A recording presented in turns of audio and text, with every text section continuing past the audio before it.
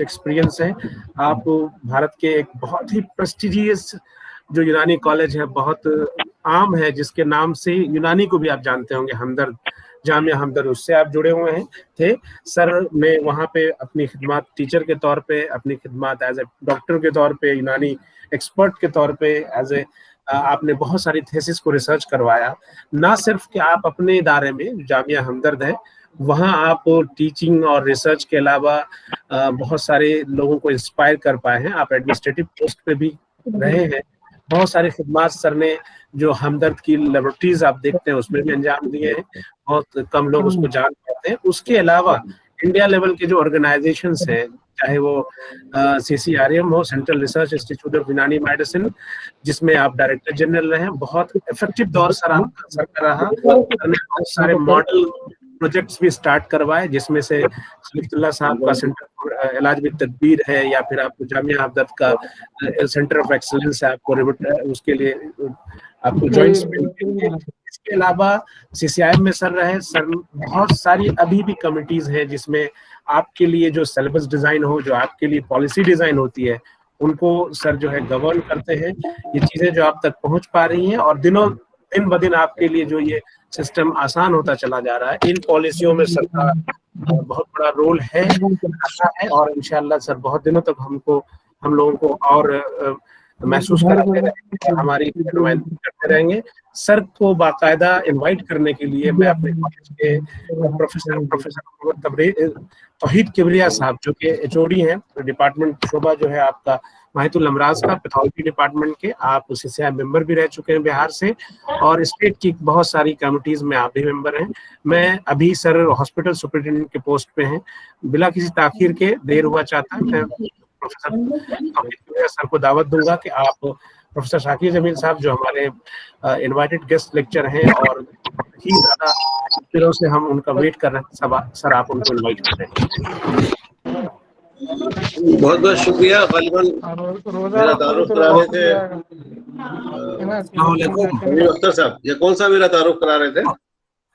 तनवीर साहब, doctor Tanveer, PSN assistant Tanveer साहब। Tanveer ji, PSN assistant. बहुत बहुत शुक्रिया तनवीर साहब, जो एडजेक्टिव्स आपने मेरे लिए इस्तेमाल किए। शॉर्ट में ये कि मैं प्रोफेसर शाकिर जमील यूनानी तिब का टीचर हूँ, यूनानी तबीब हूँ, और किसी न किसी दर्जे में आप कह सकते हैं कि मैं यूनानी रिसर्च से मेरा ताल्लुक रहा है।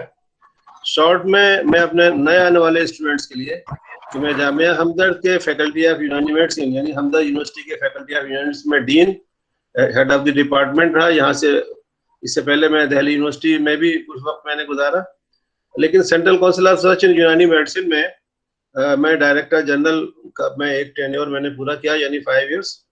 और उसमें इस वक्त रिटायरमेंट के बाद वाली चीज ज्यादा इंपॉर्टेंट, वो भी कम इंपॉर्टेंट नहीं है, वो ये कि मैं WHO से जुड़ा हुआ हूँ। WHO के 3 प्रोजेक्ट मेरे पास हैं। एक तो WHO का standardisation of the benchmark of Unani practice, standardisation of benchmarks of Unani training, and standardisation of Unani terminology. यानी यूनानी तिब की जो 5000 टर्मिनोलॉजी हमने जिसको स्टैंडर्डाइज किया है, अभी वो पाइपलाइन में है। पाइपलाइन से मतलब ये कि अभी उस पर फर्दर रिव्यू मीटिंग्स होंगी, और उन 5000 यूनानी की टर्म्स, यानी 5000 यूनानी की इस्तिलाहात हमने मुंतखब की। हमसे मतलब हमारे साथ पूरी टीम है, जिसमें CCIM के डॉक्टर बिलाल हैं, डॉक्टर वसी हैं, डॉक्टर रूबी हैं, डॉक्टर नीलम हैं, और दूसरे लोग हैं। डॉक्टर आसिफ अली खान साहब का भी उसमें कंट्रीब्यूशन है। लेकिन जिसका जो इन तीनों डॉक्यूमेंट्स में जो जीरो ड्राफ्ट का ऑथर, मुझे ये सआदत हासिल है कि मैं जीरो ड्राफ्ट का ऑथर हूँ, खासतौर से पहले 2 डॉक्यूमेंट्स का, और टर्मिनोलॉजी डॉक्यूमेंट्स में हम 2-3 लोग उसके जीरो ड्राफ्ट के ऑथर हैं। ये तो रिटायरमेंट से पहले मैं CCRM का डायरेक्टर जनरल, हमदर्द यानी जामिया हमदर्द के फैकल्टी ऑफ मेडिसिन में डीन और रिसर्च से मुताल्लिक। और रिटायरमेंट के बाद की, मैं रिटायरमेंट के बाद को थोड़ा एम्फेसिस कर रहा हूँ ताकि स्टूडेंट्स इंस्पायर हो इससे, और कि रिटायरमेंट मेरा यूनिवर्सिटी से हुआ है, काम से रिटायरमेंट नहीं हुआ है। मैं रिपीट करूंगा, मेरा रिटायरमेंट यूनिवर्सिटी से हुआ है, काम से नहीं हुआ। इस वक्त भी मेरे पास WHO के प्रोजेक्ट्स में मैं काम कर रहा हूँ। उसके साथ साथ एक ऑनलाइन एकेडमी है यूनाइटेड किंगडम की, इंग्लैंड की, जो ऑनलाइन कोर्सेज चलाती है। मैं उसका कोर्स डायरेक्टर हूँ, और भी तसनीफ व तालीफ के काम मेरे पास हैं। तो मैं इस पर मुझे भी बड़ी खुशी होती है कि मुझे किसी एकेडमिक वर्क में इन्वॉल्व किया जाए, मुझे किसी लिखने पढ़ने के काम में, जिसमें एकेडमिक डिस्कशंस हो, जिसमें रिसर्च से मुतालिक डिस्कशंस हो, जिसमें प्रैक्टिस से मुतालिक डिस्कशन हो। एक बात काबिल जिक्र यह है कि मैंने रिटायर होने के बाद अपना ज़ाती कंसल्टेशन प्रैक्टिस भी शुरू की है। यानी मैं एक जगह मैंने कंसल्टेशन चैम्बर बनाया है जहाँ मैं फीस लेकर मरीजों को देख रहा हूँ अल्हम्दुलिल्लाह। तो मैं इसका तस्करा मैंने किया कि हमारे स्टूडेंट्स को इंस्पिरेशन इन चीज़ों से होगा, और मैं इस बात का आप लोगों से भी इस सिलसिले में चाहूँगा कि आप मेरी नॉलेज को अपडेट करते रहें। आदमी महज से लहद तक सीखता रहता है। मैं अपने आप को तालिब इल्म भी कहता हूँ, और मैं तालिब इल्म हूँ। आज का जो ये टॉपिक है, मुझे दिया गया था historical background of the philosophies and history of यूनानी मेडिसिन। ये 20 स्लाइड्स हैं, जिसमें मैंने हिस्टोरिकल बैकग्राउंड लिया है और बहुत थोड़ा सा पोर्शन उसके यूनानी की फिलॉसफी के बारे में है। अपने आज के इस प्रेजेंटेशन में मैंने जो चीज़ नोटेबल है, मैं ख़ास तौर से MD स्टूडेंट्स को मुतवज्जह करना चाहूँगा, और अपने टीचर्स को भी, कि हम यूनानी की तारीख को बुकरात से शुरू करते हैं, यूनान से शुरू करते हैं। ये गलत है। प्रोफेसर ज़ुल्लुर रहमान साहब इस सिलसिले में अथॉरिटी समझे जाते हैं, उनसे भी बार बार इस सिलसिले का डिस्कशन हो चुका है, और इनफैक्ट इस सिलसिले में बहुत सारा मवाद उन्होंने हमें फराहम किया कि यूनानी तिब की तारीख जो है, जो हिस्ट्री है, वो यूनान से नहीं बल्कि यूनान से कई हजार साल पहले से शुरू होती है।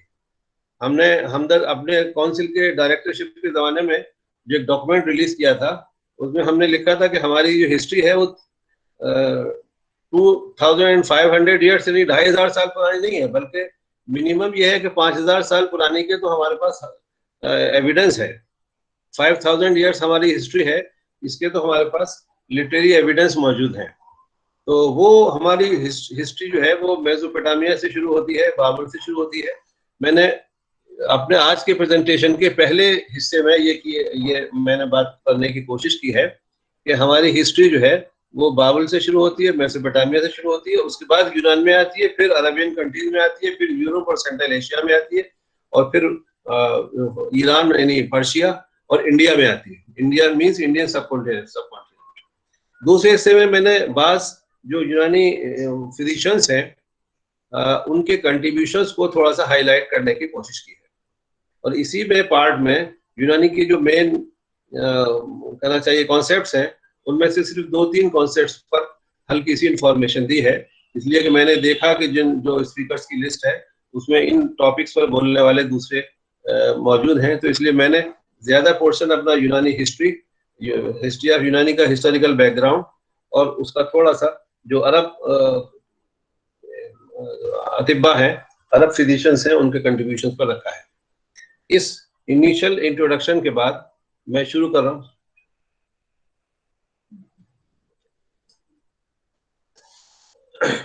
I have already taken that names. Yunan is the ancient Greece. Unani system of medicine is a comprehensive and one of the complementary and alternative medical system. Meticulously deals with various states of health and disease. Approach in order to deliver mainly the promotive care, prophylactic care, preventive care, curative care, and rehabilitative care. These are the main areas. Not only curative care, but also, am I audible and my presentation is visible? Yes, sir. Yes, sir, visible. My presentation also visible? Slides are visible? Yes, Yes, sir. Yes, sir. Thank you, thank you. Now, I'll discuss the historical evolution of Unani medicine. We can divide it ancient medicine, that is Mesopotamian and Egyptian medicine, then medieval period, medieval medicine, that is Greco-Arabian, means major part of the Greece and particularly Arabic medicine. In medieval period, mainly Arabic period, we discuss the mainly Arabic period. Then modern medicine, the Unani medicine in Indian subcontinent. So mainly we can divide ancient, medieval, and modern. Modern means before this modern period may also be subdivided into pre-independence of the era and post-independence era. Means India की partition से पहले वाला period, India की partition से बाद वाला period. इसको हम further subdivide कर सकते हैं. Now take the Unani medicine in different periods. In ancient period, ancient Mesopotamian medicine, spirituality. The main thing that spirituality was the dominant. King Hammurabi was the main, and there was the one outcome-based fee schedule for medical practitioners. It was the main contribution at that time.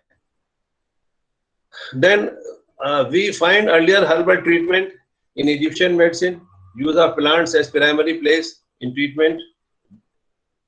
That in the same period there was the initiation of surgery as the method of treatment. Then we come. These are the main contributors. Alexandria School, first school of medicine established in Alexandria city in Egypt. Herophilus was the physician. Then pre-Hippocrates, Asclepius. We entered into Unani period, the Greek god of medicine, a highly skilled practitioner, practical doctor. The god was called upon by patients. Now the Hippocratic period comes. This is the contribution of the Hippocrates. That Hippocrates, बोकरात का सबसे बड़ा कारनामा ये है कि उसने medicine को ये जादू और जो देवमालाई चीजें थी उनके असरात से निकाला. बुकरात से पहले ये समझा जाता था कि बीमारी जो है वो देवताओं का कहना चाहिए कि रैत है, उनका शाप है और उसका साइंस से कोई ताल्लुक नहीं है. तो बुकरात का जो सबसे बड़ा कंट्रीब्यूशन है कि उसने मेडिसिन की बुनियाद एज ए साइंस डाली. और बुकरात को होम्योपैथी थ्योरी का मूजिद कहा जाता है कि उसने ये जो हमारा जिसकी आज भी तिब्बी यूनानी में बड़ी अहमियत है, नजरिया अखलाक की, और वो उसका जो मूजिद है, उसका ईजाद करने वाला बुकरात है. और बुकरात ने सबसे पहले इस बात को अदा किया कि ह्यूमन बॉडी में 4 किस्म की ह्यूमर्स होती हैं: सेमिनिन, कॉलेरिक, फिलेन and melancholy. Greek literature around 60 treatise often attributed to Hippocrates. जैसा कि मैंने कहा कि ये बुकरात की थ्योरी थी कि उसने इसको तिब्बे 4 अखलाक को वजह किया, जिसमें दम है, जिसमें सफरा है, जिसमें बलगम है और जिसमें सौदा है. और उसके बाद फिर उसने जो कॉलेरिक, सैंगुइन, कॉलेरिक, मेलनकोलिक और फिलेग्मेटिक मेलनकोलिक जो दरमियान की हुई, इसी तरह से उसने 4 कैफियत यानी 4 qualities, moist, hot, dry and cold, यानी 4 कैफियत को वजह किया, जिसको हम कहते हैं हार, बारिद, याबिस और रतब.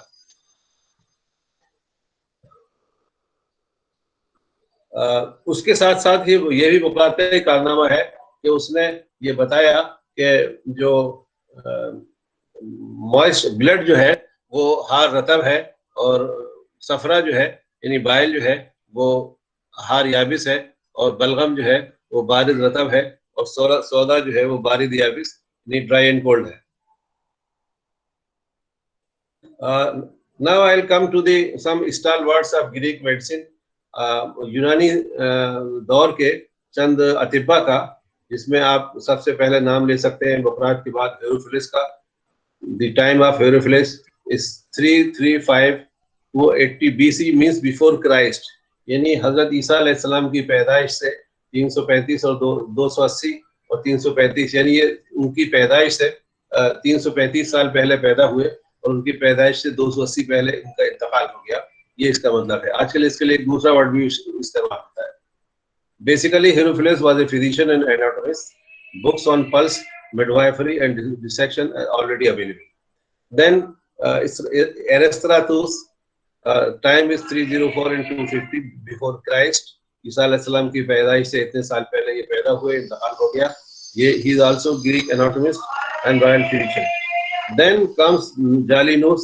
आज भी हम लोग बहुत सारी चीजों में जालिनूस की बहुत सारी किताबें इस वक्त की उनके हवाले दिए जाते हैं, और बाद जगह आपने रोजमर्रा की जबान में भी जवारिस जालिनूस और माजून जालिनूस का नाम सुना होगा। ये जालिनूस के नाम पर ही इन मुरक्कबात का नाम है।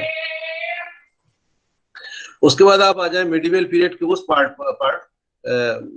जो जिसमें जो इटालियन और यानी ये भी यूनान का ही पार्ट है। ये लोग आते हैं जिसमें कुछ मैन्युस्क्रिप्ट इन लोगों ने लिखे, Greek manuscript were studies, Unani university trained scholars were physicians only serve the wealthy, surgeons barbers work under physicians. These are the few findings of the of this period. Then Byzantine medicine, Byzantine Empire, Constantinople, Istanbul, formerly Byzantium. ये जो इस वक्त हम Istanbul इसको कहते हैं, इसको उर्दू में कहते हैं बाज़ंतीनी, इंग्लिश में कहते हैं बैजेंटाइन। इनके कंट्रीब्यूशंस हैं। अब वो मेन पीरियड आता है जिसको हम कहते हैं, और मैं तवज्जो चाहूंगा खासतौर से अपने टीचर्स और अपने एमडी स्टूडेंट्स की, उसके साथ साथ मैं तवज्जो चाहूंगा उन लोगों की जो यूनानी में शामिल हो रहे हैं, यानी यूनानी में जिन्होंने बीए में फर्स्ट ईयर में एडमिशन लिया है। इस पीरियड, ये वो पीरियड है जो यूनानी का सुनहरा दौर कहा जाता है। एक दूसरे इस एतबार से भी इसकी इम्पोर्टेंस है कि इसमें सारा कंट्रीब्यूशन अरब्स का है। तीसरे इस एतबार से भी इसका कंट्रीब्यूशन है कि मोर और लेस ये वो जमाना है जो हुजूर नबी करीम सल्लल्लाहु अलैहि वसल्लम की बैसत के बाद का या उसके आसपास का जमाना है। चौथी बहुत इंपॉर्टेंट बात यह है कि हुजूर सल्लल्लाहु अलैहि वसल्लम की बैसत के बाद जहां बहुत सारी चीजों में तरक्की हुई, जिंदगी का ढांचा बदल गया आपकी दावत से, और इंसानियत जो है वो इंसान बनी। जाहिलियत की जिंदगी गुजारने वाले एक दूसरे के इंसानियत जिनके अंदर आई। एक बहुत बड़ा रोल ये भी था कि हुजूर सल्लल्लाहु अलैहि वसल्लम की बैसत के बाद जहां तरक्की जिंदगी के हर शोबे में हुई, सबसे ज्यादा तरक्की या कम से कम बहुत ज्यादा तरक्की और डेवलपमेंट जो है वो तिब यानी मेडिसिन में हुए। और इस वक्त आप देखें, आप इसको, मैं यूनानी की बात नहीं कर रहा हूँ, यूनानी मतलब मैं मेडिसिन की बात कर रहा हूँ, जिसको आप आज मॉडर्न मेडिसिन कहते हैं, वो सारी बेस्ड है इसी मिडिवल पीरियड की मेडिसिन पर। यहां जरा एक बात ये मैं क्लैरिफाई करता चलूं कि हम जिसको यूनानी मेडिसिन कहते हैं, इनफैक्ट वो तिब है, और तिब कहते हैं मेडिसिन को। तो आप जिस वक्त मॉडर्न मेडिसिन या जिसको कन्वेंशनल मेडिसिन या जिसको आप एलोपैथिक मेडिसिन कहते हैं, ये मेडिसिन भी बेस्ड है इसी मेडिसिन पर जो आपके सामने जिसकी स्लाइड है। उस वक्त में यानी मिडिवल पीरियड में ऐसा नहीं था कि ये यूनानी मेडिसिन है और ये मॉडर्न मेडिसिन है और ये आयुर्वेदिक मेडिसिन है। आयुर्वेदिक मेडिसिन तो अलग थी। यहाँ मैं एक थोड़ा सा और क्लैरिफाई कर दूं, कैसे हमारी यूनानी मेडिसिन का नाम यूनानी कब पड़ा।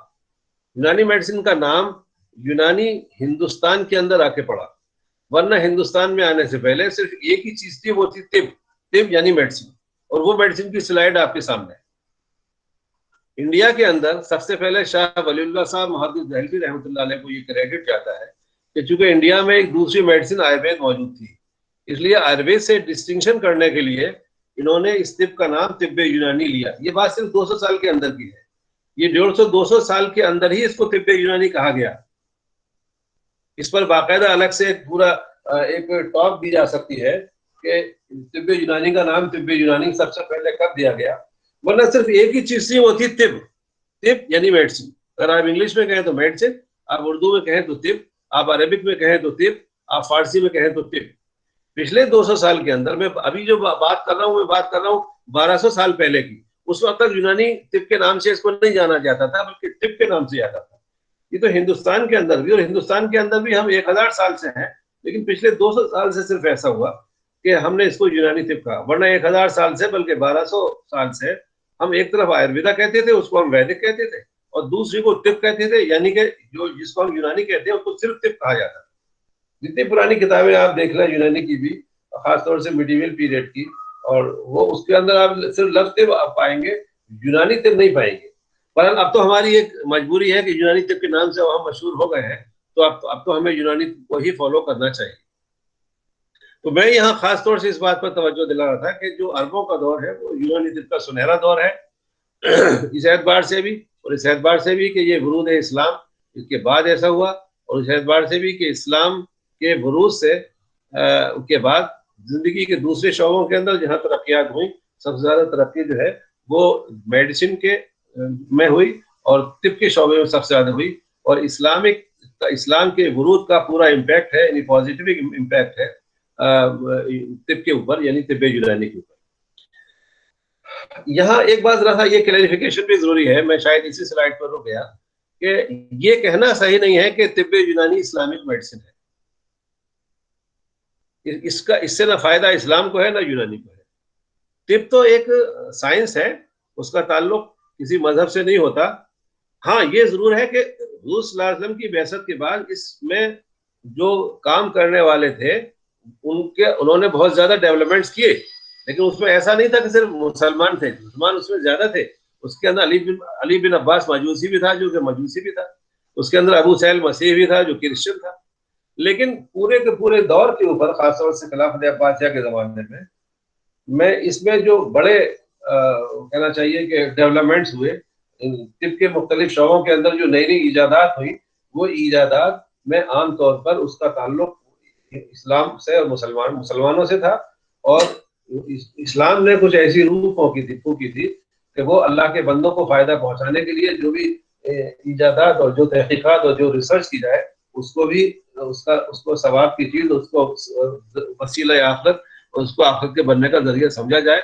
इस तबके से जब उन्होंने काम किया तो उन्होंने बड़ी बड़ी तसानीफ की और बड़ी बड़ी तहकीकात इस सिलसिले में की, तो इसका पूरा असर रहा। लेकिन इसका मतलब ये नहीं है कि इसका ताल्लुक ये किसी एक मजहब से है, इसका ताल्लुक तो इंसानियत से है।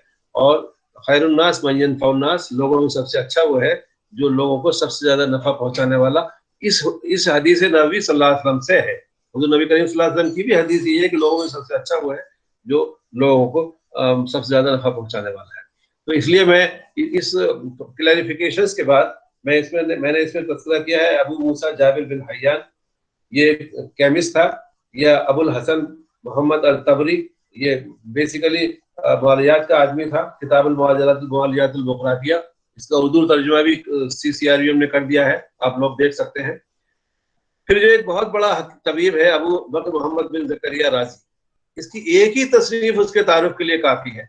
इसकी एक तसनीफ जो किताबुल हावी है, उसकी 22-23 जिल्दें हैं, और उसका भी बाज़ जिल्दों का, उसकी कुछ जिल्दों का तर्जुमा सेंट्रल काउंसिल ऑफ रिसर्च यूनानी मेडिसिन ने किया है। उसके अलावा हमारे अलीगढ़ के जाफरी साहब ने एक हिस्से के कुछ अज्जा का तस्करा किया है, और भी बाद लोगों में डॉक्टर शगुफ्ता अलीम ने एक चंद अमराज के हावी फित्ते के कुछ हिस्से का तर्जुमा किया है, और भी बाद लोगों ने इसका तर्जुमा इस सिलसिले में किया है। लेकिन अभी पूरी की पूरी अलहावी फित्ते का तर्जुमा अभी तक नहीं हो सका है। हाँ, इसके कुलेशन यानी इसकी इख्तिलाफ नुसख और इसकी एडिटिंग का काम बहुत पहले हैदराबाद के अंदर हुआ था, जिसके बाद इसकी अरबिक पोर्शन जो है वो है, और ये अवेलेबल हमारे हैदराबाद के अंदर, आपके यहाँ पटना के अंदर जो लाइब्रेरी है उसके अंदर गालिबन ज़करिया राज़ी की इस किताब की 22 जिल्दें रही होंगी। हमारे दिल्ली में जामे हमदर्द में है। तो ये बहुत बड़ा तबीब, बहुत बड़ा मुसन्निफ है, और अगर इसकी तसानीफ में से इसकी तसानीफ को ही एक तरफ रखा जाए तो शायद दूसरी जितनी तसानीफ हुई है उनसे कुछ ही कम इसकी तसानीफ। फिर अली बिन ईसा कहाल, नॉन एज जेसिस ऑकुलिस्ट इन यूरोप, ये ऑफ्थेल्मोलॉजिस्ट था। यहाँ एक चीज भी काबिल जिक्र है कि तारीख के अंदर ये साजिशें भी हुई हैं कि बाज अतिब्बा के नाम को इंग्लिश में इस तरह लिखा गया कि लोग ये समझने लगे कि ये जो है वो इसका ताल्लुक किसी दूसरे मजहब से है। मसलन इसका नाम जैसु ऑकुलिस्ट लिखा गया, या अबुल कासिम ज़हरावी का नाम अबू केकस रख दिया गया। तो खुद पढ़ने वाले हम जैसे लोग भी ये समझ रहे थे कि समझने लगे कि ये क्रिश्चियन है। जैसे अबुल कासिम ज़हरावी के बारे में अक्सर लोग समझते हैं कि ये अबू केकस है, हालांकि वो अबुल कासिम है, अबुल कासिम। यहाँ मैं बात कर रहा था अली बिन ईसा कहाल की, कि ये ऑफ्थेल्मोलॉजिस्ट है और इसकी बड़ा कंट्रीब्यूशन है ऑफ्थेल्मोलॉजी में। उसके बाद फिर मैं अभी जैसे बात कर रहा था अबुल कासिम ज़हरावी की किताब तसरीफ, इसकी मशहूर तसरीफ है, और इसको यूनानी का सर्जन कहा जाता है। और ये यहाँ एक बात राशि ये भी है, बेसिकली इसका ताल्लुक स्पेन से था, यूरोप से। देखिए सिर्फ अरबों का ही कंट्रीब्यूशन नहीं है यूनानी में, यूरोपियंस का भी है। जो सेंट्रल एशियंस हैं, यानी वो लोग जो इस वक्त समरकंद और बुखारा के लोग हैं, उनका भी है। और वो लोग के जो ईरान के हैं, जो इस वक्त का ईरान कहलाता है, उसको जिनको पर्शियंस का भी है। और फिर उसके बाद बहुत ज्यादा कंट्रीब्यूशन इसमें कुछ हिंदुस्तानियों का है, इंडियन सब कॉन्टिनेंट का है। इंडियन सब कॉन्टिनेंट से मतलब होता है हिंदुस्तान, पाकिस्तान, बांग्लादेश, श्रीलंका, ये सब मिला के इंडियन सब कॉन्टिनेंट है। तो इनके अतिब्बा का है। तो यहाँ पर ये बात कहने की जरूरी है कि अबुल कासिम ज़हरावी जो था, अगर आपसे कोई पूछे कि उन अतिब्बा के नाम बताइए कि जो यूरोप के हों, तो आप कहिए सबसे पहले अबुल कासिम ज़हरावी, स्पेन का। अच्छा, आप ये कहिए कि इसकी किताब व तसरीफ इंग्लिश में क्यों नहीं है, अरबी में है? तो उसका जवाब ये है कि इस वक्त इंडिया के अंदर जो 90% इंडियंस हैं जिनकी मदर लैंग्वेज हिंदी है, लेकिन सब इंग्लिश में लिखते हैं, नहीं लिखते हैं। आप जो है हर्ष मेहता की वो पढ़ते हैं बुक, तो हर्ष मेहता तो इंडियन ही है, लेकिन इंग्लिश में लिखता है। सारी जो मॉडर्न मेडिसिन की सारी बुक्स हैं, सब इंडियंस राइटर्स जो थाउजेंड्स हैं, लेकिन सब इंग्लिश में लिखते हैं। तो जो हैसियत इस वक्त इंग्लिश की थी है, वो हैसियत उस जमाने में अरबी की थी। इसका मतलब यह है कि जो लोग बेसिकली पर्शियन थे वो भी अरबी में लिखते थे, जो अरब थे वो भी अरबी में लिखते थे, जो यूरोपियन थे वो इंग्लिश में या फ्रांसीसी में लिखने के बजाय वो भी अरबिक में लिखते थे। तो अरबी उस जमाने की लिंक और इंटरनेशनल एकेडमिक लैंग्वेज थी। फिर आप नाम ले सकते हैं हसन बिन हैसम, किताबुल मनाजिर इसकी मशहूर तसनीफ है। फिर इब्ने नफीस का आप नाम ले सकते हैं। फिर आप इब्ने अबी उसैबा फी नफ्सिही, उसकी जो मशहूर तसनीफ है अल-उयूनुल अम्बा फी तबक़ातिल अतिब्बा, ये गलत टाइप है, तज़किरतुल अतिब्बा नहीं है, ये तबक़ातिल अतिब्बा है। तो ये दरअसल हिस्टोरियन है बेसिकली। इसने इसकी जो मशहूर वो इतनी ऐसी तसनीफ है जिसने अतिब्बा की हिस्ट्री लिखी और उनके कंट्रीब्यूशंस लिखे हैं। और अगर आपसे ये कहा जाए कि यूनानी तिब का कोई ऐसा हिस्टोरियन जो अलावा ऑर्नल और दूसरे इंग्लिश राइटर्स के, अगर अरब राइटर्स में जो सबसे ज्यादा काबिल एतमाद तारीख दा है, मुबर्रिख है, तो वो इब्ने अबी उसैबा है। उसकी अल-उयूनुल अम्बा फी तबक़ातिल अतिब्बा उसकी मशहूर तसनीफ है। फिर दाऊद इब्ने उमर अल-अंताकी, जिसकी मशहूर तसनीफ है किताब तज़किरा उल अलबाब, शॉर्ट में जिसको कहते हैं तज़किरा दाऊद अंताकी, जिसको शॉर्ट में कहते हैं तज़किरा दाऊद अंताकी का तज़किरा।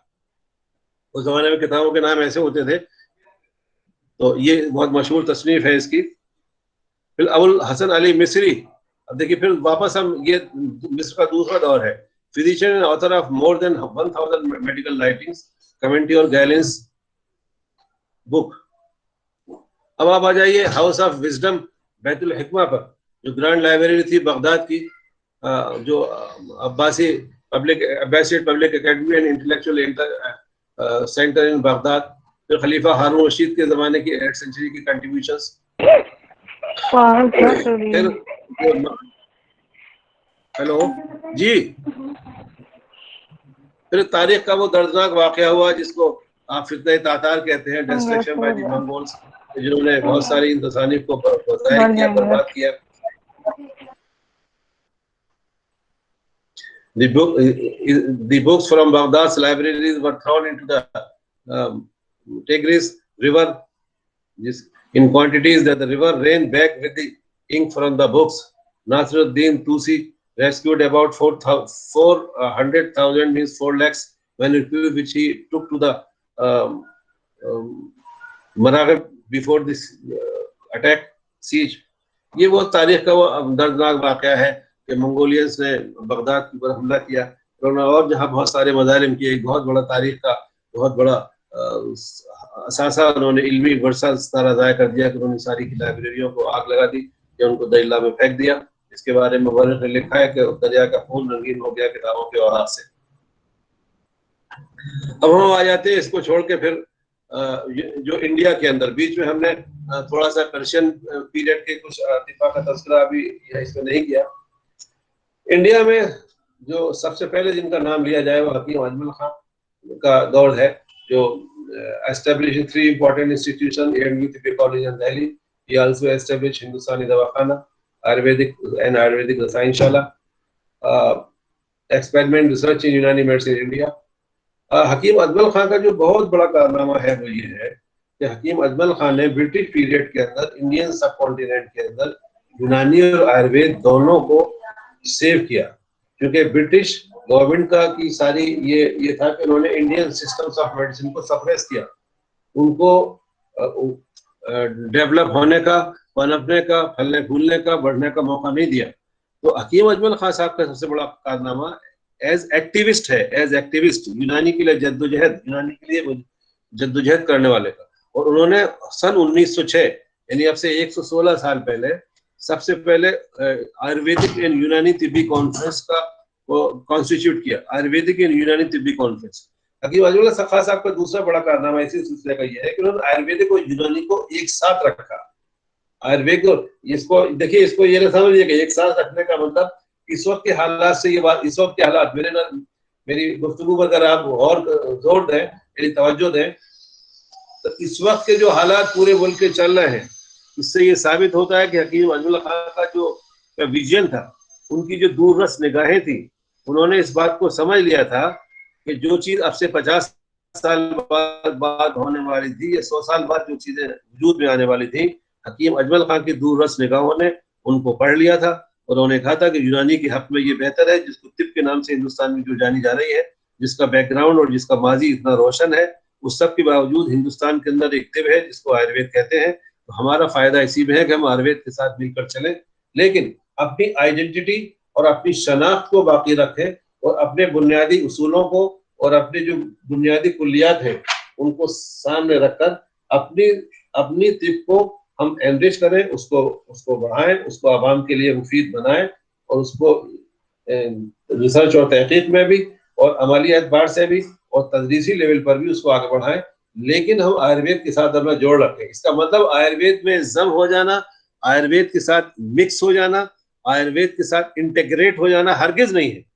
इंटीग्रेशन का मतलब मिक्स होना नहीं होता। इंटीग्रेशन का पर्पस है एक पर्पस के लिए दो चीजों का इस्तेमाल करना।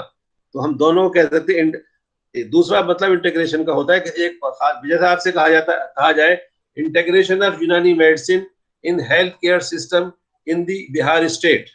तो इसका मतलब यह है कि बिहार स्टेट का जो हेल्थ केयर सिस्टम है उसके अंदर यूनानी को भी इस्तेमाल किया जाए, लेकिन उसका मतलब ये नहीं है कि बिहार के हेल्थ केयर सिस्टम के लिए यूनानी और आयुर्वेद और मॉडर्न मेडिसिन को मिक्स कर दिया जाए। इंटीग्रेशन का मतलब मिक्स करना नहीं होता। मैं रिपीट कर रहा हूं इसको कि इंटीग्रेशन का मतलब मिक्स करना नहीं होता। इंटीग्रेशन का मतलब है एक पर्पस के लिए दो चीजों को इस्तेमाल करना। आप ये कहें इंटीग्रेशन ऑफ यूनानी medicine for the improvement of health care system, इसका मतलब आप यूनानी को आप ये कह सकते हैं we have to use the Unani system of medicine and we have to integrate the Unani system of medicine for the improvement of healthcare system in Bihar state. We have to use the Ayurvedic system of medicine and we can integrate the Ayurvedic system of medicine in the improvement of healthcare system in Bihar state. For example, is that we can integrate the modern system of medicine for the improvement of healthcare system in Bihar state. Integration का मतलब उस particular purpose के लिए use करना या दूसरी चीज के साथ, लेकिन उसका मतलब मिक्स करना नहीं होता। ये बड़ी मिसअंडरस्टैंडिंग इस वक्त ये चल रही है कि इंटीग्रेशन का मतलब समझा जाने लगा है कि इंटीग्रेशन विद आयुर्वेदा का मतलब इंटीग्रेशन यूनानी और आयुर्वेद को मिक्स कर दिया जाए। नहीं, ये यूनानी के लिए भी नुकसानदेह है, खुद आयुर्वेद के लिए भी नुकसानदेह। या इंटीग्रेशन ऑफ यूनानी सिस्टम इज मॉडर्न मेडिसिन, इसका मतलब इन दोनों को मिक्स कर दिया जाए। इंटरप्रिटेशन अलग चीज है, इंटीग्रेशन अलग चीज। तो ये बीच जहाँ इंटीग्रेशन के बारे में यहाँ बात आ गई, मैं यहाँ बात जगह माजरत के साथ जानबूझकर मौजूद से हटा हो, लेकिन वो हटना जो है वो बड़ा मुफीद है। और इस कॉन्टेक्स्ट में है जिस कॉन्टेक्स्ट में इन शख्सियात का मैं तारुफ करा रहा हूँ, जिसमें हकीम अजमल खान हिंदुस्तान के इंडियन सब कॉन्स्टिट्यूएंट में की दूसरी सबसे बड़ी शख्सियत हकीम अजमल खान की बात अगर कही जा सकती है तो हकीम अब्दुल हमीद साहब की है, जो न सिर्फ जामिया हमदर्द के वाइस चांसलर फाउंडर चांसलर रहे, न सिर्फ ये कि हमदर्द लेबोरेटरी के फाउंडर रहे, न सिर्फ ये कि हमदर्द नेशनल फाउंडेशन और हमदर्द एजुकेशन सोसाइटी को रहे, बल्कि हकीम अब्दुल हमीद साहब को पोस्ट इंडिपेंडेंस हिंदुस्तान की तकसीम के बाद जो क्रेडिट जाता है वो यूनानी के सर्वा होने का क्रेडिट जाता है। हकीम अजमल खान साहब का जो जितने कारनामे हैं वो हिंदुस्तान की तकसीम से पहले के हैं। यकीनन ये उनका विजन है जो आज भी हम यूनानी को इस्तेमाल कर रहे हैं और यूनानी इंस्टीट्यूशन हम कायम कर रहे हैं। और आज मैं ये लेक्चर दे रहा हूँ, ये हकीम अजमल खान साहब के 100 साल ये विजन का है। लेकिन हिंदुस्तान की तकसीम के बाद यानी सन 1947 के बाद हिंदुस्तान के अंदर यूनानी के अंदर जितने बड़े कारनामे अगर किसी एक शख्सियत का नाम लिया जाए तो हकीम अब्दुल हमीद साहब है, जिन्होंने न सिर्फ ये सारे इदारे कायम किए बल्कि यूनानी फार्मेसी को मॉडर्नाइज किया। यूनानी फार्मेसी को यानी दवा साजी को काफी हद तक मॉडर्नाइज किया उन्होंने। हम सबसे पहले उन्होंने हमदर्द में institute of history of medicine and medical research कायम किए, और उसके साथ साथ उन्होंने इंस्टीट्यूट ऑफ इस्लामिक स्टडीज कायम किया, फार्मेसी कॉलेज और हमदर्द तिब्बी कॉलेज को अडॉप्ट किया। इन सबको मिलाने के बाद फिर जामिया हमदर्द को उन्होंने एमलगमेट करने के बाद जामिया हमदर्द का एस्टेब्लिश किया। इस एतबार से अगर आप ये कहें कि इंडियन सब कॉन्स्टिट्यूशन में अगर कोई एक नाम लिया जाए तो हकीम अजमल खां का नाम लिया जाएगा। प्री इंडिपेंडेंस हिंदुस्तान की पार्टीशन से पहले और पार्टीशन के बाद में हकीम अजमल साहब का नाम लिया जा सकता है। तीसरी शख्सियत का नाम लिया जाए जिनको पड़ोस के मुल्क में जिन्होंने काफी हिंदुस्तान के ही तर्ज पर पाकिस्तान में हमदर्द यूनिवर्सिटी का कायम किया, वहाँ के जो अतिबा है उनको ऑर्गेनाइज किया और बहुत सारे इंस्टीट्यूशंस कायम किए, तो हकीम अजमल साहब के भाई हकीम मोहम्मद सईद साहब का।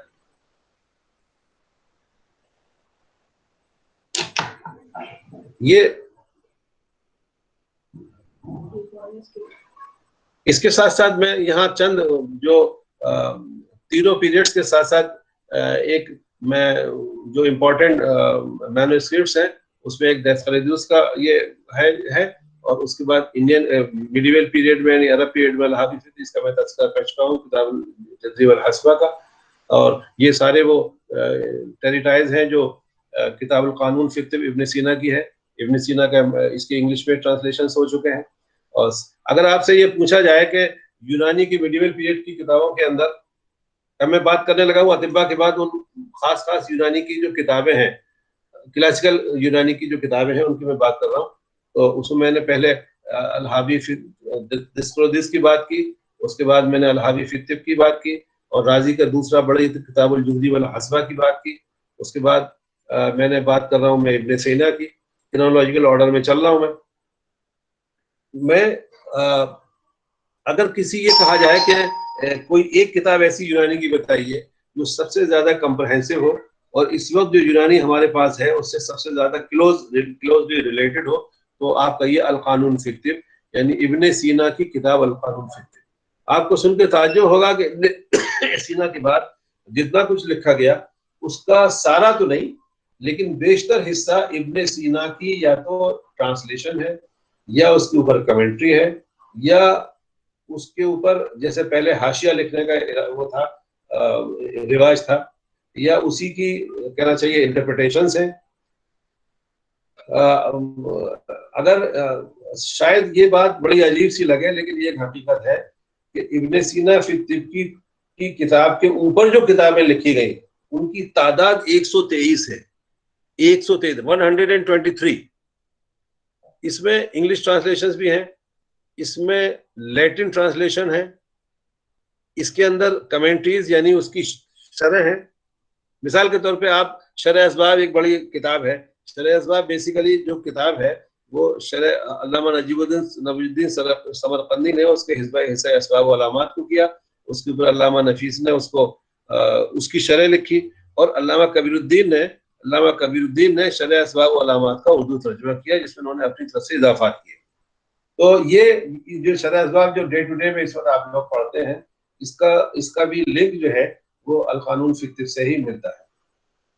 तो इसके खुसूसियत एक अल-कानून फ़ी तिब की ये भी थी कि अल-कानून फ़ी तिब का निस्बतन जो बयान है वो बहुत टू दी पॉइंट और क्लैरिटी है उसके अंदर। अल-हावी फ़ी तिब बहुत जो ज़करिया राज़ी है वो बहुत बड़ा मुसन्निफ है, और ख़ास तौर से अगर कोई युग है कि यूनानी का कदीम अतिबा में कोई एक ऐसा बताइए जो क्लिनीशियन तो आप कह सकते हैं राज़ी को। लेकिन जो अल-हावी फ़ी तिब की 22 जिल्दों के अंदर जो तर्ज बयान है उसका, वो तर्ज बयान में क्लैरिटी नहीं है, चैप्टराइजेशन नहीं है, और टू दी पॉइंट बात बहुत, इसलिए अगर उसमें एक हवाला आपको तलाश करना हो तो आपको बड़ी मेहनत करनी पड़ती है। तो ये क्रेडिट इब्न सीना को जाता है कि उसने इससे पहले वाली जितने यूनानी की मालूमात थी उस यूनानी की मालूमात को यकजा किया। अल-कानून फ़ी तिब की 5 जिल्दें हैं। पहली जिल्द के अंदर कुल्लियात है, दूसरी जिल्द के अंदर, तीसरी जिल्द के अंदर वो आपके कुल्लियात की कंटिन्यूएशन के अंदर अदविया है, उसके बाद फिर अमराज है, अमराज, ये बड़ा बड़ा हिस्सा है। तीसरे और चौथे हिस्से के सिलसिले में, और 5वें हिस्से में मुरक्कबात है। मैं खास तौर से एमडी के स्टूडेंट से इस वक्त एक बात यहाँ ये कहना चाहूंगा। मैं जिन किताबों का तस्करा कर रहा हूँ, ये किताबें लाइब्रेरी में अभी कम से कम, खुदावंश लाइब्रेरी में तो कम से कम अवेलेबल होंगी।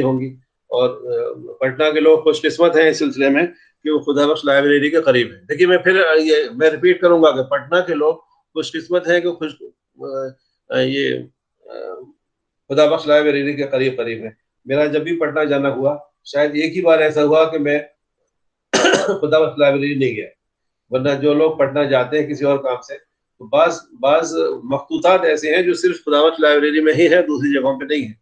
खुद खुदाबख्श लाइब्रेरी की अपनी ये तारीख है, उसकी तारीख भी कुछ पढ़ने काबिल है। इससे मालूम होगा कि कितनी मुश्किल, कितनी सदियों की मेहनतें हैं, जिसको अभी आजकल पेपर्स में आ रहा है कि उसको डिसलॉज किया जा रहा है। उस जगह से आप लोगों को उसका नोटिस लेना चाहिए सीरियसली, कि इतना बड़ा कीमती सरमाया जो सदियों की मेहनतों के बाद और सदी के वजूद में आया, कहीं वो ज़ाया न हो जाए। तो ये सारी किताबें जिनके मैं आप बात कर रहा हूँ, कि कम से कम अपनी एमडी के वर्क में, मैं अतिबाद से भी ये बात कहूँगा कि कंप्यूटर से फायदा उठाना बहुत मुफीद है, लेकिन गूगल के ऊपर जो इन्फॉर्मेशन है, वो सारी की सारी इन्फॉर्मेशन गूगल के ऊपर, और जो इंटरनेट पे आपको इन्फॉर्मेशन मिलती है, वो इन्फॉर्मेशन है जरूर, लेकिन उसका मतलब ये नहीं है कि वो सारी इन्फॉर्मेशन है। ओरिजिनल बुक्स को डायरेक्ट कंसल्ट करने की आदत होनी चाहिए। वो उसमें जो चीज है, हाँ, इसमें कुछ चीजें ऐसी हैं, इन बुक्स का भी कुछ ऐसी हैं कि जो डिजिटलाइजेशन जिनका हो गया है, डिजिटाइजेशन हो गया है, तो उसको आप डिजिटाइज फॉर्म में पढ़ें, लेकिन इन किताबों को डायरेक्ट कंसल्ट करने की कम से कम एमडी लेवल पर तो आदत होनी चाहिए। ये ना हो कि हमने 4 थीसिस में देखी, उन्होंने जो रेफरेंसेस दिए, उन्हीं रेफरेंस को उठा के कट पेस्ट कर दिया, या हमने इन्फॉर्मेशन किसी टॉपिक पर हमें तैयार करना है, तो नेट पे जितनी इन्फॉर्मेशन अवेलेबल है उसी को हमने थोड़ा सा कर दिया, जिससे हमारी जो मालूमात है और हमारी रिसर्च बहुत महदूद हो जाती है। बल्कि रिसर्च तो होती ही उसके बाद से है। रिसर्च कहते ही उसको जो सर्च के बाद, पहले जितना कुछ अवेलेबल है उस सबको देख लीजिए, उसके बाद रिसर्च कीजिए। तो मेरा एमडी स्टूडेंट से खास तौर से यहाँ ये कहना होगा कि जिन किताबों का मैंने तस्करा किया, इनको, इसके अलावा और भी बहुत सारी किताबों को कम से कम एक दफा उनको जाके देखें तो खुदाबख्श लाइब्रेरी में। वो वहाँ मखतूतात का सेक्शन अलग है, और जो क्लासिकल मैन्युस्क्रिप्ट्स है उनका सेक्शन अलग है। उसमें जाके इजाजत लेकर जो भी वहाँ का प्रोसीजर है उसको फॉलो करके कम से कम एक दफा जाके देख ही लें। अगर बार बार, फिर आपको खुद देखने से कितना ज्यादा वो चीज आपके जहन में महफूज रह जाएगी। फिर मैं थोड़ा सा आगे चलता हूँ तो ज़ख़ीरे ख़वारिज़ शाही जरजानी की बहुत ज़ख़ीम किताब है, 8 जिल्दों के अंदर मौजूद है, उर्दू तर्जुमा अवेलेबल है फॉर्चुनेटली। फिर कामिल सना फिर तिब ओरिजिनली अबी बिन अब्बास मौजूसी की है, 2 जिल्दों के अंदर है, अरबी में है, अरबी में आप न देख सकते, लेकिन कुंतूरी का उर्दू तर्जुमा मौजूद है। काउंसिल ने उर्दू तर्जुमे को दोबारा छाप भी दिया है, इसलिए ये आसानी से अवेलेबल है। काउंसिल का मतलब CCRUN। तो ये मैंने दिया, ये थोड़ा सा आपको तारुफ इन अतिबा का और अतिबा के साथ साथ इन किताबों का। इसके साथ साथ मैंने इसको, जाहिर है कि एक लेक्चर के अंदर तारीख का इतना 2000 साल बल्कि 5000 साल का तवील अरसे को एक लेक्चर के अंदर उसका सिर्फ हाईलाइट्स ही दी जा सकती हैं। मैं इसमें दिया, मुझे बहुत खुशी होगी अगर इस सिलसिले में कुछ क्वेश्चन। बहुत जज़ाकल्लाह। बहुत बहुत शुक्रिया सर। शुक्रिया नहीं, क्वेश्चन अगर हैं तो होने दीजिए। सवाल माफ करें, मैं अपने वेट कर रहे हैं सर, उनको ऐसे मुखातिब कर लेता हूं कभी। जी सर, बहुत बहुत शुक्रिया सर। इसलिए हम लोग भी महसूस कर पा रहे हैं कि आपकी क्लास में है, बच्चों के कुछ सवाल जब तक आ रहे हैं मैं उनसे जो है वो जुड़ पाऊंगा। सर एक सवाल मेरा ये था कि क्या क्या पॉसिबिलिटीज है रिसर्च में, जैसे हम पीजी का शोबा रिसर्च का हमारे यहाँ 5 डिपार्टमेंट में यहाँ आया है, तो अगर WHO के थ्रू जुड़ के कोई बड़ा रिसर्च हम प्रोजेक्ट डिजाइन करना चाहे तो उसकी क्या पॉसिबिलिटीज है? देखिए, WHO का इंडिया के अंदर सिर्फ एक सेंटर है, वो है जामनगर में। यूनानी के अंदर एक WHO का जो कोलैबोरेटिव सेंटर कहते हैं उसको, वो जामिया हमदर्द के होने की बात चल रही है, अभी तक हुआ नहीं है। WHO इंफॉर्मेशन प्रोवाइड करता है, WHO फंडिंग नहीं करता। देखिए, रिसर्च करने के लिए एक तो सबसे पहली होती है कि आपको इंफॉर्मेशन चाहिए। इंफॉर्मेशन से पहले आपको किस फील्ड में करना, ये आइडेंटिफाई आपको करना पड़ेगा। तो आप WHO की जो इंफॉर्मेशन है उसको तो आप हर सूरत में यूटिलाइज कर ही सकते हैं। तो ये तो आपको डिसाइड करना है कि नंबर 1 रिसर्च की फील्ड क्या हो, एक दूसरे इस फील्ड में स्पेसिफिक टॉपिक क्या हो, दो तीसरे फिर उसके लिए आप WHO से कॉन्टेक्ट कर सकते हैं इंफॉर्मेशन। WHO ऐसा फंडिंग नहीं करता। WHO का जो इंफॉर्मेशन ऑलरेडी है उसको कंसल्ट किया जा सकता है। हाँ, ये है, जैसे मैंने कहा कि जामिया हमदर्द में इस बात की एक जमाने में प्रपोजल आया था कि जामिया हमदर्द जो है WHO का कोलैबोरेटिव सेंटर हो जाए, तो ये अपने में बहुत बड़े ऑनर की बात है। तो आप ये कर सकते हैं कि आपका जो कॉलेज है, आपका इंस्टीट्यूट है, वो भी WHO कोलैबोरेटिव सेंटर हो। उस सिलसिले में WHO का जो साउथ ईस्ट एशियन सेंटर है दिल्ली में, जिसका हेडक्वार्टर है, WHO का जो हेडक्वार्टर दिल्ली में है, वो WHO का जो रीजनल सेंटर है, रीजनल सेंटर जो दिल्ली में इसका ऑफिस है, वहां पर उसके वेबसाइट पर इसकी इंफॉर्मेशन है। और आप कोशिश कीजिए कि आपका कॉलेज भी कोलैबोरेटिव सेंटर हो जाए, तो उससे आपको बहुत सारे बेनिफिट्स होंगे।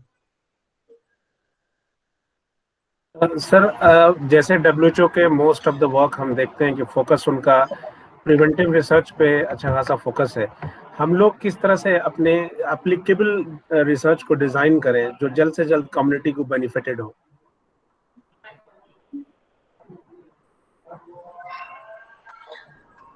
देखिए, इन जनरल तो यही कहा जा सकता है, जो कि आमतौर पे कहा जाता है जल्दी जल्दी, कि यूनानी के अंदर प्रिवेंशन के लिए कहना चाहिए कि अपॉर्चुनिटीज है वो बहुत ज्यादा है। स्पेसिफिक टॉपिक तलाश करने के लिए, को आइडेंटिफाई करने के लिए, स्पेसिफिक टॉपिक आइडेंटिफाई करने के लिए जो प्रिवेंटिव एस्पेक्ट्स से मुताल्लिक जो कुलियात हैं उनका मुताला करने के बाद, मिसाल के तौर पे इस वक्त कोविड-19 एक बहुत बड़ा इशू चल रहा है all over the world.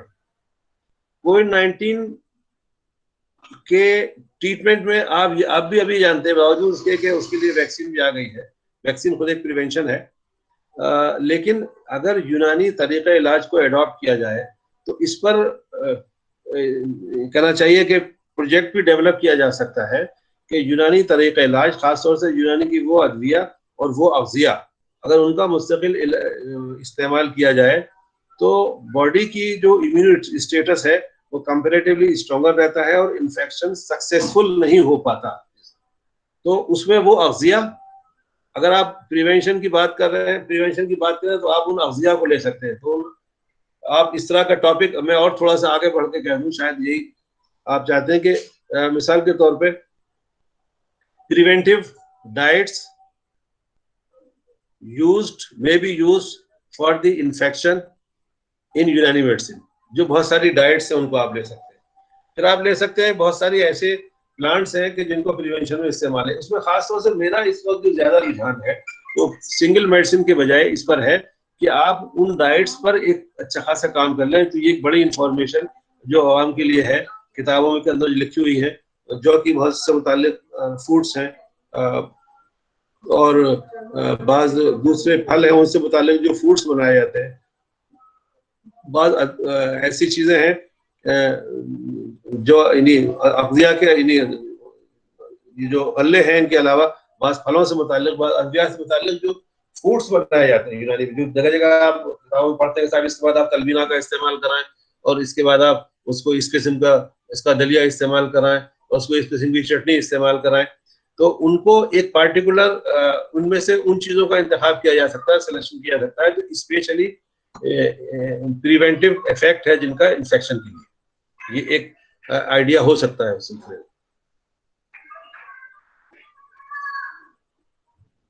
Question आया है कि how we can integrate with the allopathic medicine, modern medicine. जी, फिर से दोहराए क्वेश्चन प्लीज। जी, एक बच्चे ने पूछा है कि हाउ वी विल इंटीग्रेट यूनानी विथ मॉडर्न मेडिसिन। इंटीग्रेट मैंने अभी बताया कि इंटीग्रेट का मैंने अभी ये कहा कि इंटीग्रेशन का मतलब अगर वो ये समझ रहे हैं कि हम मिक्स करेंगे तो ये तो पॉसिबल भी नहीं है, जरूरत भी नहीं है। हाँ, आप ये कहिए कि किसी इंडिविजुअल में या किसी कम्युनिटी में हम यूनानी और मेडिसिन और एलोपैथिक मेडिसिन दोनों को इस्तेमाल एक साथ किस तरह कर सकते हैं, ये पॉसिबल है। इसको पॉसिबल इंटीग्रेशन कम्युनिटी में तो हो सकता है। मिसाल के तौर पर इस वक्त कोविड-19 का चल रहा है, तो हम ये कहें हमारी ये दवाएं जो है वो प्रिवेंटिव इफेक्ट करती है। आज दिल्ली के अंदर कल गाइडलाइंस हुई हैं, कल भी दिल्ली के अंदर गाइडलाइंस आई हैं कि दिल्ली में कोरोना कोविड-19 के केसेस ज्यादा पॉजिटिव हो रहे हैं। आप आए तो आपने अपने मुतालिकीन को ये कहा कि भाई ये चीजें प्रिवेंशन में ले लो, तो ये आपने ये कहा कि ये अद्विया आप यूनानी की इस्तेमाल कर सकते हैं, ये अद्विया इस्तेमाल कर सकते हैं, उसके साथ साथ आप जिंकोविड भी इस्तेमाल कर सकते हैं। तो ये एक इंटीग्रेशन हुआ, लेकिन ये सही इंटीग्रेशन नहीं है। सही इंटीग्रेशन ये कम्युनिटी के अंदर एक पूरा एस्पेक्ट आप यूनानी को ले लें, पूरा एक एस्पेक्ट आप मॉडर्न मेडिसिन को दे दें, या आप ये कहिए कि प्रिवेंटिव एस्पेक्ट आप ले लें और जो उसका क्यूरेटिव एस्पेक्ट है वो आप मॉडर्न मेडिसिन को दे दें।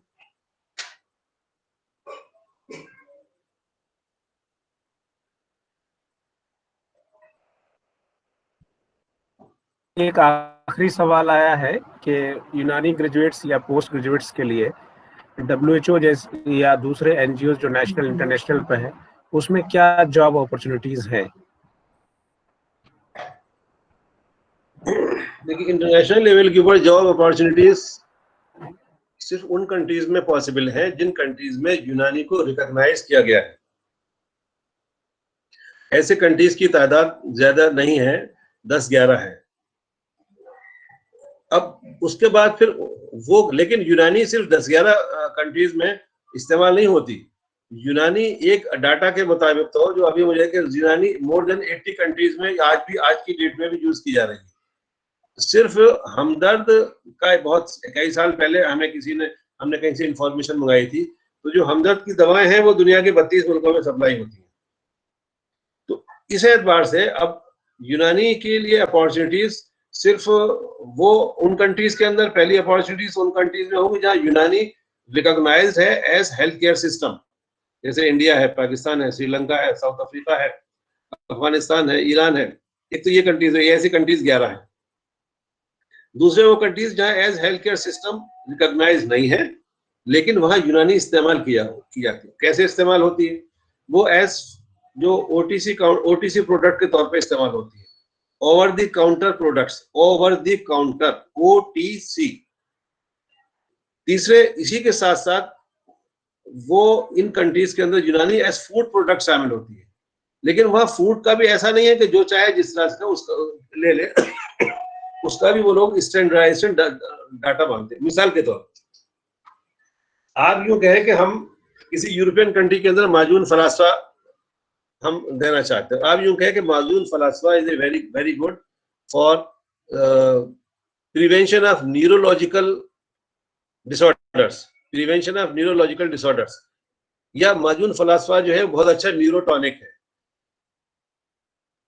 या माजून फलासफा एक बहुत जनरल टॉनिक है। तो उन कंट्रीज के अंदर ये माजून फलासफा को आप सेल कर सकते हैं एज फूड प्रोडक्ट या एज ओटीसी प्रोडक्ट।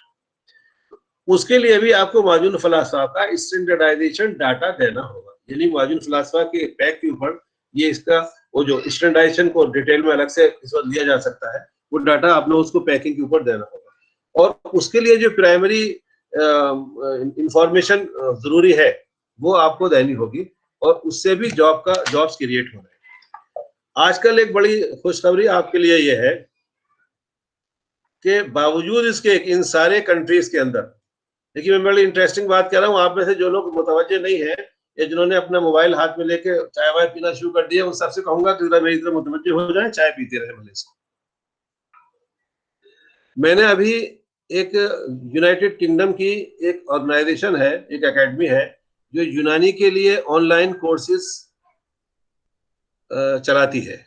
उन्होंने पहला कोर्स चलाया यूनानी के लिए सर्टिफिकेट कोर्स लेवल 1, जिसमें उन्होंने तकरीबन 30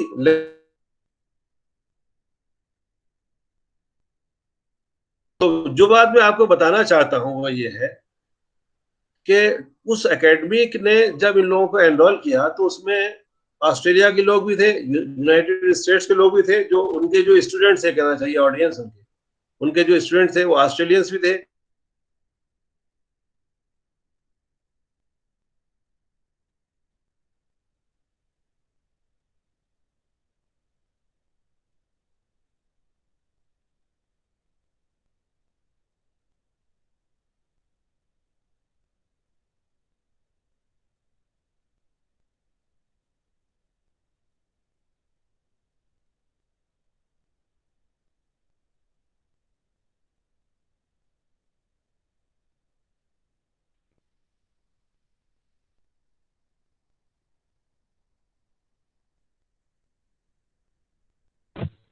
सर वॉइस नहीं आ रहा है।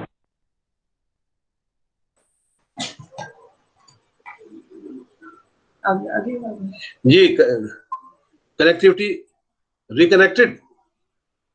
यस सर जी, मेरी सुन पा बात रहे आप सुन रहे हैं? हैं। आवाज आ रही एम है। I audible? Yes sir.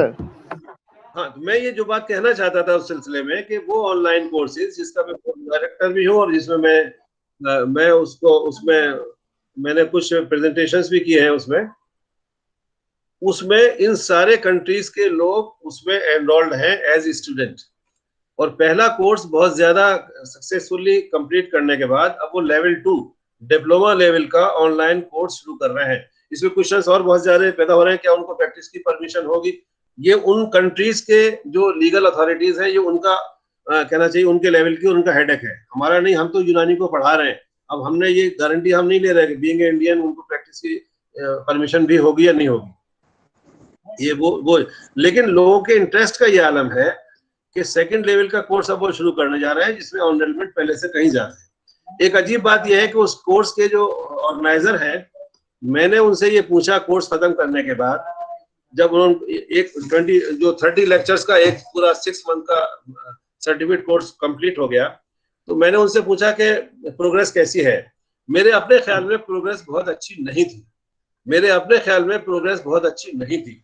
उन्होंने ये कहा कि हमारे इस कोर्स में, वो और भी बहुत सारे कोर्सेज चलाते हैं, उन्होंने कहा कि हमारे इस कोर्स में प्रोग्रेस बहुत अच्छी है, इसलिए कि हमारे दूसरे कोर्सेज के अंदर जब हम कोई ऑनलाइन कोर्स शुरू करते हैं तो शुरू करते वक्त उसमें 100% एनरोलमेंट होता है, लेकिन एट द एंड 30% लोग जो है वो रिटेन कर पाते हैं, बाकी लोग ड्रॉप कर जाते हैं।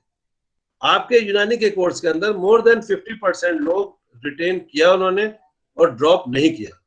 तो इसके एतबार से इंटरेस्ट की बात मैंने आपको बताई कि इन कंट्रीज के इंटरेस्ट है, आप लोग आगे आए और आप लोग एकेडमिकली भी आगे आए और प्रैक्टिकली भी आगे आए। और एक खास बात कहकर मैं बात खत्म कर रहा हूँ, मेरे ख्याल से 1 बज के कुछ मिनट हो गए, नमाज तैयार है।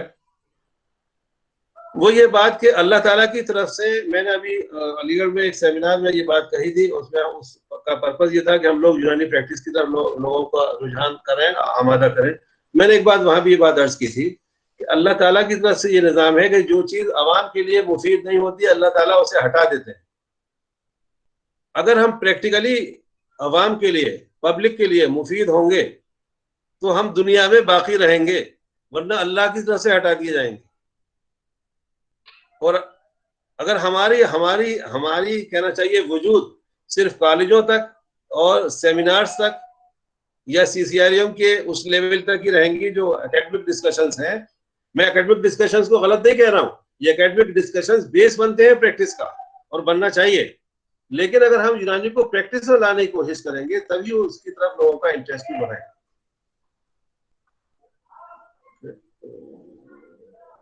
शुक्रिया सर। बहुत बहुत शुक्रिया। मेरे ख्याल से मुझे लगता है कि सर को बहुत ज्यादा देर तक हम लोगों ने उलझाए रखा। सर, मुझे आप लोग अलग से भी क्वेश्चन भेज सकते हैं।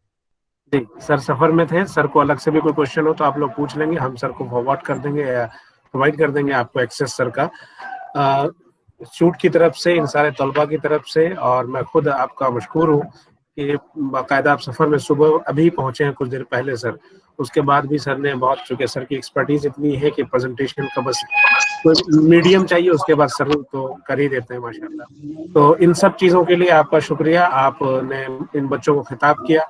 मैं पूरी यकीन हूँ कि इस बच्चों ने इस चीज़ को जज्ब किया होगा और उन्होंने ग्लोबल, खास के आपका जो कनेक्शन पोस्ट रिटायरमेंट है तिब से जो मुतहर्रिक हैं आप, उन चीज़ों को भी इन्होंने इंस्पायर किया होगा कि एक डॉक्टर, एक हकीम दाहयात जब तक वो फिजिकली है एक्टिव, वो अपने आप सर्विस दे सकता है मैनकाइंड को। जब तक हम लोगों के लिए खिदमत करेंगे अल्लाह तब तक हमें रखेगा, कायम दायम रखेगा, जैसे हजारों साल से ईमानी है। तो बच्चों, आप लोग के लिए भी ये एक मैसेज है सर का, सबकी तरफ से शुक्रिया। इंशाल्लाह सर फिर कभी इंशाल्लाह आपसे जुड़ेंगे। बहुत बहुत शुक्रिया, बहुत बहुत शुक्रिया, जज़ाकल्लाह, जज़ाकल्लाह। यस। अस्सलाम वालेकुम।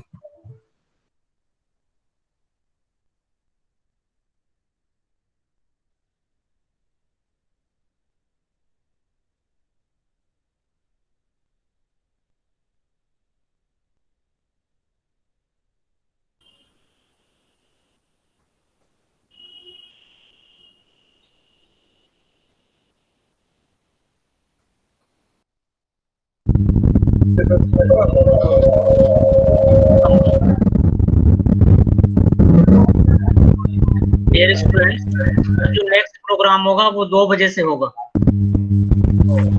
इस सेशन का यहीं पे इख्तिताम करते हैं और नेक्स्ट जो सेशन होगा